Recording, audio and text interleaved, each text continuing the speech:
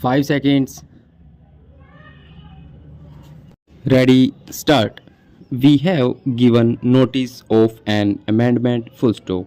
Even if you want to continue the existing provision, you could provide for an exception saying that the journalists must not be required to disclose the source of information full stop. It is not a question of just the newspaper people and the public being apprehensive over these things full stop. Here is a provision which has been expressly, but there of course you can say that eminent journalists will be there on the council and that we can expect the leaders of the newspaper world who can be expected to be elected to this council to pay proper heed to the professional standards, but it will be better if you were to put an express provision in the bill itself full stop. Now the newspapers reflect political opinion of the country and there are bound to be sharp differences, and however much we may try it may not be always possible to keep within the limits full stop. By this provision, you are giving them a handle to force an uninviting journalist or somebody holding a different view to disclose the source of information that is not called for coming to the other general powers of the press council full stop.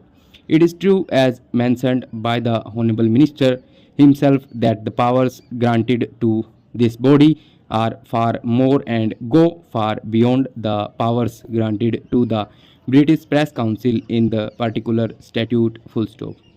I quite follow that the penal provisions therein have not been called as full stop. As the minister himself made it clear, it is just a sanction full stop. The body to be created will enable the profession and the industry to regulate themselves full stop. It is some sort of a voluntary thing which is there full stop.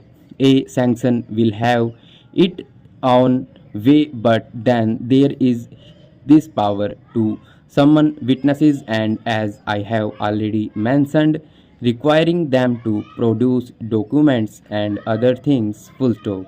When you give all these powers, at least some of us feel that in the present setup in our country, these powers are a little excessive full stop. They are not called for in the present conditions existing in our newspaper world full stop. Some of these powers have not been found necessary to be given to the British Council with such powers full stop. It will be a rather hasty experiment to make in entrusting our press council with these things full stop. The question of censor is there. After all, we want our journalists and our newspaper men to voluntarily enforce a conduct and try to improve their standards of journalism, which will always be in their own interest. Full stop. Over.